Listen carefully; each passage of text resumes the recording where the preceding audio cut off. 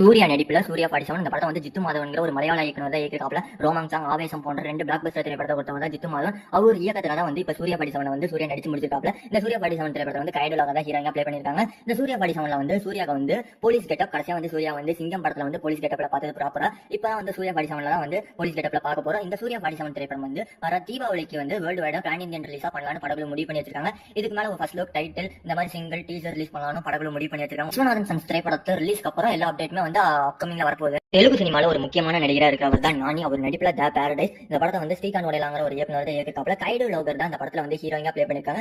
இந்த த பாரடைஸ் திரைப்படம் வந்து இந்த ஆகஸ்ட் மந்த்லயே ரிலீஸ் ஆக போகுது. எப்பன்னு பார்த்தா ஆகஸ்ட் 21 வேர்ல்டு வைட் ஒரு பேன் இந்தியன் ரிலீஸா பண்ண போறாங்க. இதுக்கு முன்னாடி இந்த பாரடைஸ் திரைப்படத்தோட சிங்கிள் ரிலீஸ் ஆச்சு, அது நல்ல வரவேற்பு பெற்றுச்சு. டீசர் ரிலீஸ் ஆச்சு, ஒரு நல்ல எக்ஸ்பெக்டேஷன் பண்ணியிருந்தாங்க. இந்த படத்தை அனிருத் தான் மியூசிக் பண்ணிருக்காங்க. பேக்ரவுண்ட் மியூசிக் எப்படி வரப்போகுது, நெக்ஸ்ட் வரப்போற சாங்லாம் எப்படி வரப்போகுது ஆடியன்ஸ் வெயிட் பண்ணிட்டு இருக்காங்க. இப்போ வந்து இந்த இதுல வந்து ஒரு ஐட்டம் சாங் இருக்கு போல. அதுல வந்து கீர்த்தி சுரேஷ் தான் வந்து ப்ளே பண்ணிருக்காங்க, ஒரு கேமியோ பண்ணிருக்காங்க. அது நல்லாவே வந்திருக்குன்னு பார்த்தவங்க சொல்லியிருக்காங்க.